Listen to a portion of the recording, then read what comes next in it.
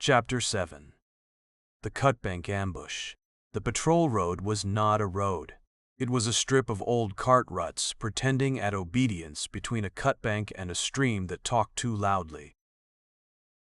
Rain had eaten the outer edge. Roots held the bank together in some places and lied about holding it in others. Where the water curved below, it had bitten the clay hollow from underneath, leaving a lip of earth that looked solid to anyone who trusted flat ground. Bram did not trust it. "Keep your place," Sergeant Var said without turning. Bram had moved half a step toward the inner side of the track. Not far. Not enough to break the line. Enough to put his boot on stone instead of wet clay. "My place is falling." Dane, 2 men ahead, glanced back. "Road's got orders too, Alder." "If it did, it disobeyed them better than you." Dane snorted. Before he could stop himself, Kel Rusk did not. He walked with his sword hand loose, jaw set, coat buttoned despite the damp. Everything about him said he had chosen not to notice the mud. Noticing it would make it important. Alara noticed. She walked on the outer third of the line with Marith Voss. Both elves quiet, both watching different distances. Alara's eyes flicked from Bram's boot to the bank ahead. She did not nod. She did not need to. Saren Valacourt walked near the rear, sword at her hip instead of in hand. She had not spoken to Bram since the spell lanyard, except to correct his elbow once when Alara was not looking. That had made him angry for an hour. Mostly, she had been right. The patrol had been told to confirm enemy scouts had withdrawn from the Cutbank Road.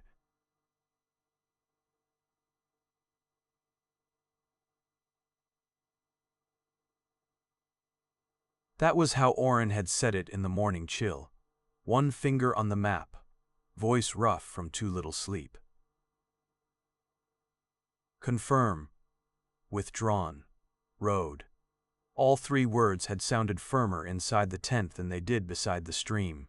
The tent had smelled of lamp oil and damp wool, and the map had lain flat under Orin's hand. As if roads were obedient once pinned by a finger. Vare had listened without expression while Harker explained the patrol route twice. Cutbank Road, confirm signs, report movement, avoid engagement unless pressed. Clean tasks, clean lines. Harker spoke like a man setting cups on a shelf. Vare only after Rain? 3 days of it. "The road is marked usable." Marked when? Harker's pause had been small, Bram noticed. Small pauses were where men hid the weight they did not want to carry. "Last survey, 6 weeks." Var nodded once. Then the road is 6 weeks younger than our problem. No one laughed. After the briefing, Alara had checked Bram's axe strap without asking. He let her. Protesting would have wasted time, and she found a fray he had missed. "You saw that from across the tent?" I saw you favor the loop. "You watch too much." You survived too little. She tightened the knot, then stepped back before the gesture could become kindness. That was how the patrol began, with a map too dry.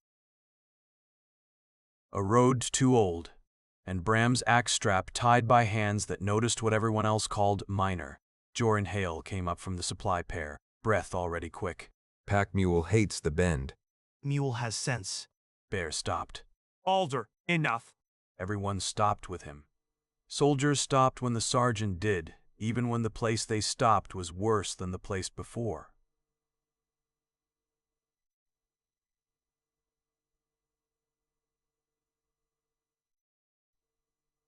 Throber Stone.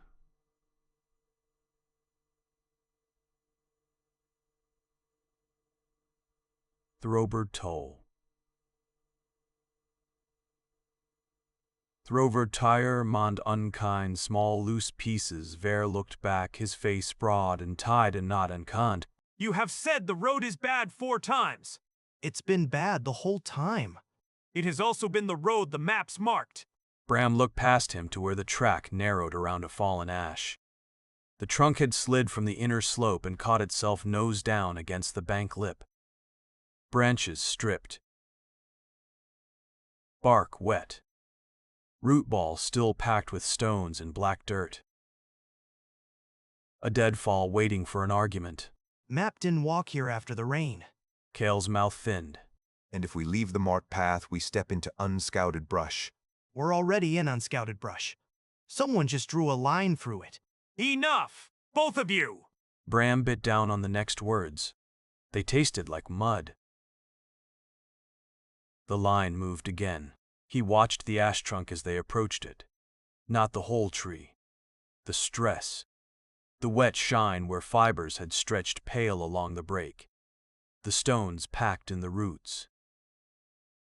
The way the stream noise changed beneath it. Deeper there. Faster under the bank. The trunk did not want to stay where it was. It wanted one last shove. The first arrow came out of the alder scrub across the water and struck Var's shoulder. He made a sound like someone had punched the breath from him. The second arrow hit the mule. The animal screamed, twisted, and the rear line broke exactly where the bank was thinnest. Get down. A white line of spellfire cut through the rain where 3 heads had been a moment before. Alara's voice had become part of Bram's bones in only 2 weeks. He dropped. Heat cracked above him. Steam leapt from wet leaves. Someone cursed. Someone else said a prayer too fast to understand. Across the stream, shapes moved between trunks. Not many. Enough. Dark coats under green-gray cloaks. One bowman kneeling. One sword at the ford stones, a caster farther back with a short wand held in both hands, lips moving in a rhythm Bram could not hear over the water. Var tried to stand and failed. Kale dragged him toward the inner bank with one hand while drawing his sword with the other. Shield right. There is no right! Dane shouted back. That was the trouble. The patrol formation had been made for a road wide enough to hold a road. Here, orders piled up. Behind bodies, packs, mud, mule, roots, fear. The stream masked sound. The bank denied retreat. The brush denied sight. Bram saw Lyra slide 2 steps to cover Joran. Saren's sword came out in one clean line. Marith raised her blade and took a spark along the edge, grounding it into mud with a hiss. Good. Real. Not enough. The spellcaster across the stream had the bend. The bowman had height. The squad had a mat that had lied politely. Bram's left boot sank. He pulled it free. Before the bank took more of him and looked at the dead ash. Root ball heavy. Trunk angled across the inner slope. Branch stubs pointing down. Toward the stream. If it came loose wrong, it would roll into them and break legs. If it came loose right, it would drop across the narrow ford and give the caster something larger than men to look around. He heard Alira from the yard. This wants to change weight. Alder, hold!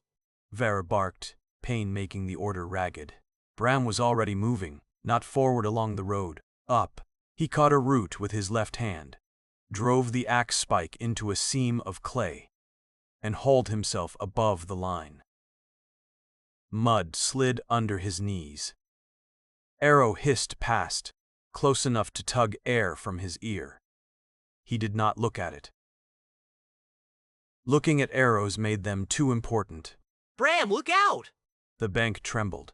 Behind him, the rear line lurched as the mule went down. Joran slipped. caught a pack strap, and screamed for someone to move. The outer lip cracked in a dark line under 3 boots. Bram reached the dead ash and put his palm against the trunk. It shivered with the stream. He looked at the pale stretch of broken fiber, at the stones in the root ball, at the clay packed beneath. There was a holding piece. One stubborn tongue of wood no thicker than his wrist, bent under weight that should already have snapped it, not the whole tree. One cut. Across the stream the caster lifted his wand, finding line over the bowed backs of the squad. Bram set his feet on 2 roots he hoped were less rotten than they looked. The cutbank gave a long, wet groan under the rear line. For once no one had time to laugh at the axe. Bram did not swing hard. Hard was for honest wood. This was soaked fiber under strain, half dead and half waiting. If he buried the axe too deep, the tongue would catch the head and take the weapon with it. If he cut too shallow, nothing would move except his own balance. He chopped once. The ash jumped under his palm. Spellfire snapped across the bank. Saren met it from below. Sword angled up, both hands on the hilt. The blade caught only the edge of the light. Even that drove her back a step, boots sliding, teeth bared. Sel shoved Ver under the root lip and threw his own blade up beside hers. The second chop landed where the first had opened the grain. The holding tongue split white. Inside. He did not know if anyone heard him over the stream. Alira did. Her head turned. Before the word finished, she drove her shoulder into Joran and knocked him toward the inner slope. Marith seized Dane by the collar as he tried to help the mule and hauled him back with a strength that made him yelp. The ash came loose, not clean. Nothing about it was clean. The root ball tore from the bank in a clot of mud and stone. The trunk dropped, bounced, spun wrong, then struck the outer lip with all the anger water had been teaching it. Clay exploded. The cut bank cracked open. Behind the patrol, in a jagged curve, one recruit Bram barely knew went down on one knee. His boot vanished through the lip. Bram threw himself lower, hooked the axe beard around a root, and reached with his free hand. He caught sleeve. The recruit screamed. Pull. Bram shouted, though he was the only one holding. Then Dane was there, face white.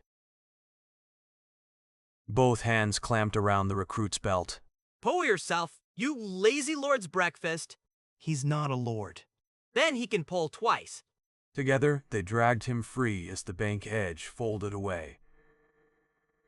Mud took his boot and half his trouser leg. The stream swallowed both.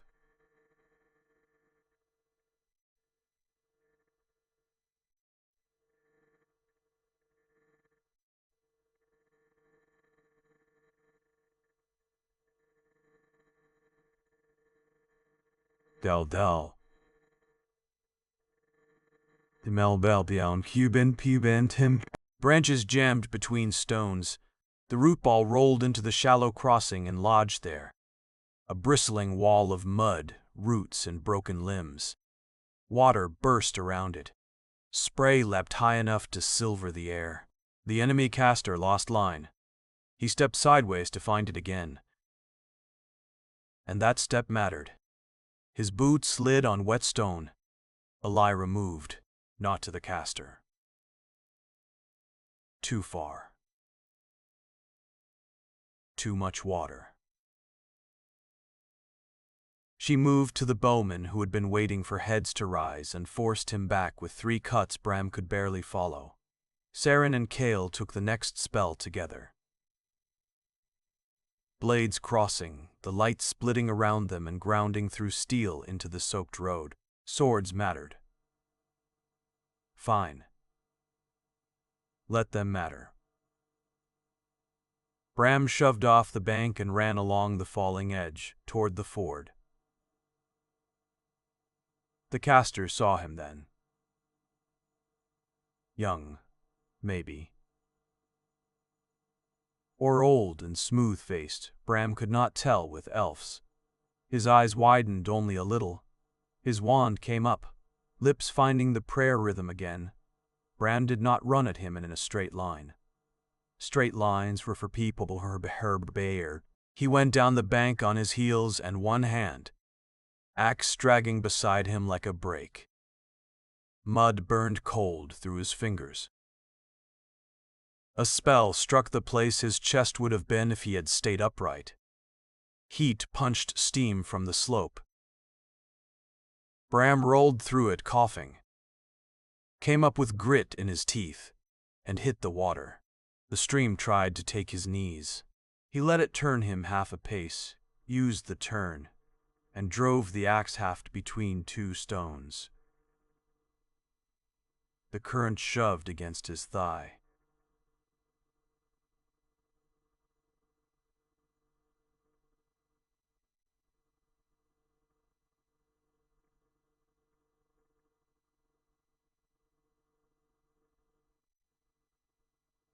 Pile Minnow rang for a cleaner line. An arrow flew from somewhere behind Bram and struck the wand hand. Not deep. Enough. Joran, crouched behind the fallen mule, stared, as if surprised the bow in his hands had done anything at all. Bram crossed the last 3 steps. The enemy's sword at the ford met him. Before the caster did. Good fighter. Fast. Bram saw the cut coming and did not pretend he could parry like Saren. He caught the flat on the axe haft. Felt the shock climb his arms, and let it turn the head downward. The beard hooked the sword guard. Bram dragged. The soldier did not fall. He shifted with it, better than Bram expected, and slammed an elbow into Bram's jaw. The world flashed white. Bram tasted blood. He drove his shoulder into the soldier's chest anyway.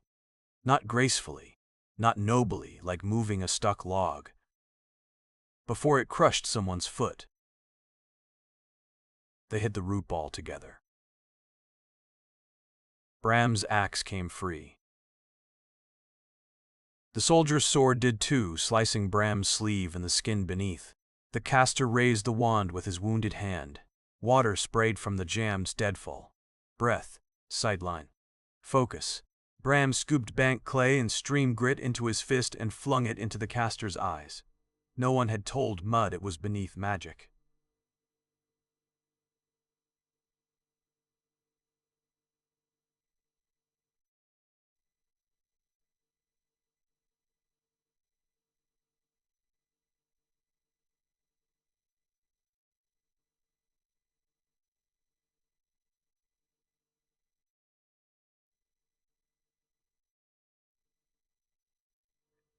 Bram brought the axe head down on the wand. He missed the hand. He had meant to miss the hand. The blade bit wood near the end grain, split a dark line through carved script, and jammed against stone beneath. The wand cracked with a sound smaller than Bram expected. The next spell became blue smoke between the caster's fingers. Alara arrived then, sword point at the caster's throat, breathing hard enough to show she had crossed the ford too. Get down on the ground. The caster obeyed. The enemy line pulled back fast after that. Not broken, not foolish. They took their wounded, covered each other, and vanished into the alder scrub with more discipline than Bram liked. The patrol did not cheer. They were too busy counting who could still stand. Theirs shoulder bled through 2 wrappings, before Marith tore a strip from her own sleeve and bound it tighter. The mule lay quiet. The recruit who had lost a boot shook so hard his teeth clicked. Dane sat in the mud with both hands around his left wrist, which had bent wrong when the bank fell. Don't look at it. I was thinking of admiring the shape. Dane said. His face had gone gray. Maybe ask it to dance. It'll dance better than you. Dane laughed once and then made a small sound he tried to hide. Alira crouched by Bram and took his bleeding arm without asking. Her fingers were cold and precise. You cut shallow. On purpose. I know. He looked at her then. Her hair had come loose at one side, mud streaked her cheek. She had blood on her cuff that was not hers, or maybe was. He could not tell. You heard me? You're loud. Alira looked away, but Bram caught the smallest break in her soldier stillness. By the time they limped back to camp, rain had softened the story in everyone's mouth. The ambush became confusion. The deadfall became luck. The broken wand became a fortunate strike in close quarters. Lieutenant Harker listened to Vare's report with his hands clasped behind his back. Improvised action. Harker said at last. Lucky it didn't collapse the entire line. Bram stood with a bandage tied around his arm and river mud drying inside his boots. It did collapse. Just where it needed to. Harker's eyes slid to the axe at Bram's side. That is not a doctrine. No. Bram thought of the road pretending to be a road. The bank pretending to hold. The map pretending rain had manners. It was not a doctrine. It was why they were alive. Dane, pale on the casualty bench, stared at the axe and said nothing at all. Dane tried to write with his left hand and produced a dead insect. At least, that was Bram's first guess. That's meant to be a word? Dane hunched over the crate between their bunks, his broken wrist bound tight against his chest. Rain tapped on the barracks roof. Somewhere outside, an officer was turning the Cutbank ambush into a report that would have fewer screams in it than the real thing. The barracks had not settled since they returned. Men kept entering with orders and forgetting why. A healer had come twice to check Dane's splint. Once to check a cut on Bram's cheek that Bram had forgotten was there. And once after Joran insisted that A man can be quietly bleeding in a tactically inconvenient place. the healer found no hidden wound and told Joran to stop diagnosing people by mood. No one had taken off their boots properly. Mud dried in layers under the bunks. Someone had laid a torn sleeve across a beam to dry, and every time the wind pushed through the cracks it moved like a hand trying to get attention. Cutbank had followed them indoors. It's Mother! Bram looked at the mark again. You hate her? I hate you. Fair. Dane dipped the pen, forgot which hand held it, and nearly spilled ink over his blanket. Bram caught the bottle. Give it here. I can write? You can wound paper. Dane glared, but pain had turned the edges of him gray. His left wrist was not broken. That was something. His right wrist was, and Dane kept looking at the splint, as if it belonged to someone who had made poorer choices. Healer says it'll set. Healer also says turnip broth builds character. Does it? It builds hatred. Similar shape. Dane tried to grin. It fell apart halfway when his wrist shifted against the binding. He looked down at it quickly, as if the pain had embarrassed him. Bram pretended not to notice. That was becoming another kind of squad work. Bram sat on the opposite bunk and took the pen. What do you want to say? Dear Mother. Bram wrote it. No, wait. Dear Mum. If I write Mother, she'll think I'd been replaced by a tax clerk. Bram crossed out Mother. You sure she won't worry about that? She worries if a cloud looks at our roof too long. We're past prevention.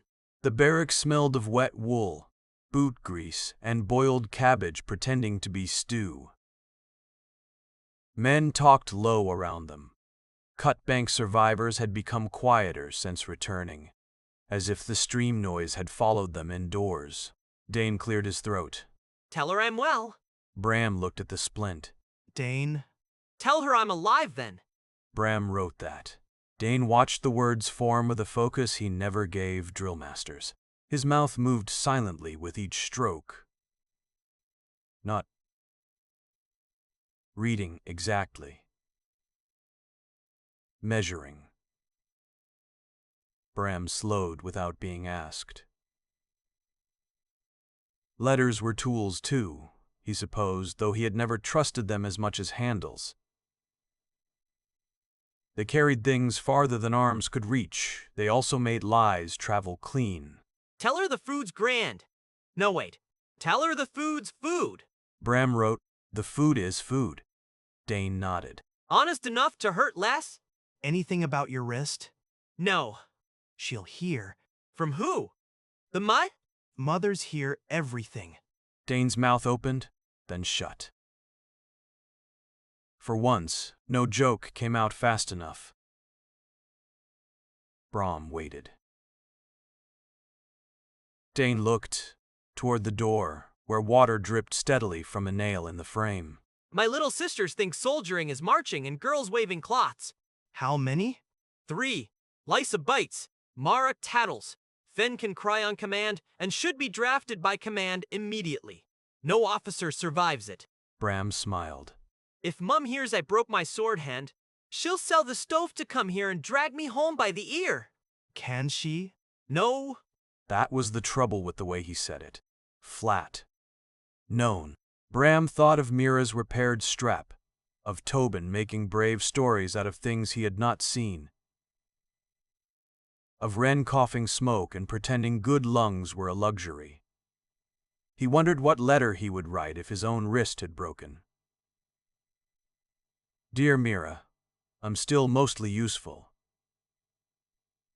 Dear Wren, the army has mud too, but less sense in how it stores it. Dear Tobin, if anyone tells you battle is like stories, bite them first. None of it would help. All of it would matter anyway. What do you want them to know? Dane's good hand picked at the blanket. The wizard quickly jinks the gallows down dwarf for his many acts of pride. Bram looked up. Dane kept his eyes down. Don't write hero. If you write hero, Mum will know I'm lying or dead. You pulled Rennick out of the bank. You caught him first. You pulled. I was mostly screaming insults. It came out. Dane swallowed. Bram wrote carefully. This part mattered more than spelling. I helped pull a man out when the bank broke. My wrist is hurt, but I'm still here. Dane read it twice. The wizard quick lean. It's true. Truth can be rude. Your family used to you? That got a breath of laugh. The door opened and Cale stepped in. Rein on his shoulders, sword belt in hand. He saw the letter, the splint, Bram with the pen. For a moment his face wore its usual armor. Then he said, If you're riding home, don't say the field surgeons are competent. Families distrust obvious lies. Dane pointed at him with his good hand. See? Noble wisdom. Finally. Cale set his sword belt down. Also don't mention the mule. The mule died bravely.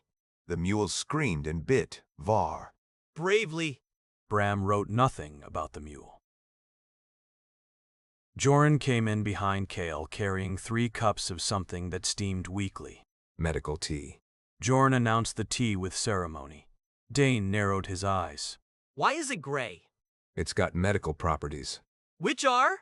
Being hot. Cale took 1 cup without comment and set it near Dane's good hand. Joran handed another to Bram.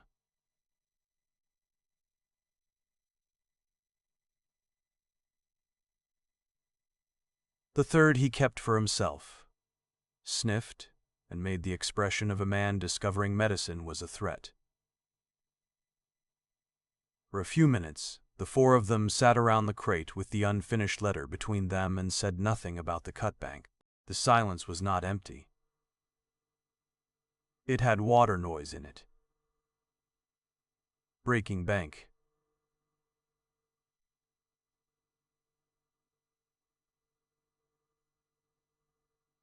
He was thought of a man Brom had helped pull free.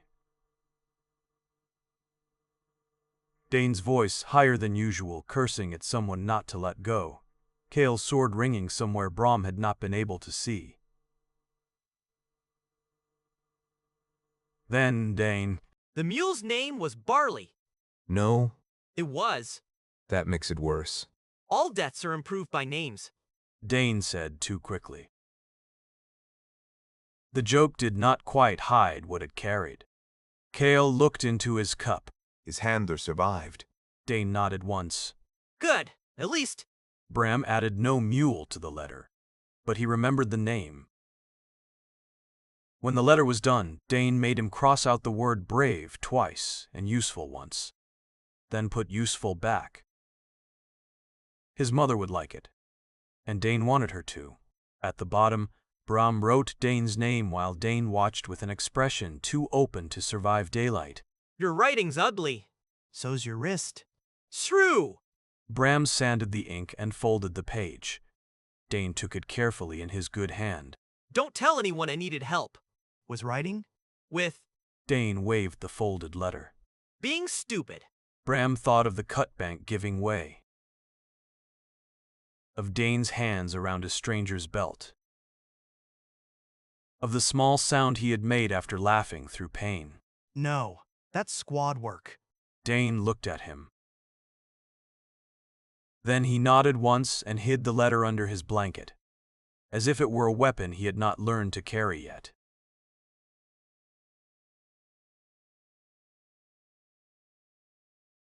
Later, after Cale had gone to clean mud from his sword for the third time, and Joran had fallen asleep sitting upright with the medical tea cooling in his hands, Dane spoke into the dark.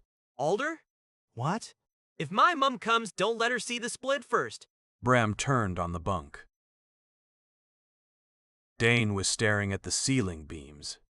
His face was mostly shadow, which probably made the words possible. What should she see first? Dane swallowed. Me? Bram thought about that. All right. And if I say anything noble, hit me. With the axe? Use judgment. Outside, rain found the roof in patient fingers. Inside, the barracks finally began to breathe like one tired animal. Bram lay awake longer than he meant to, listening to men sleep around him, and understood that surviving together had made claims none of them had spoken aloud.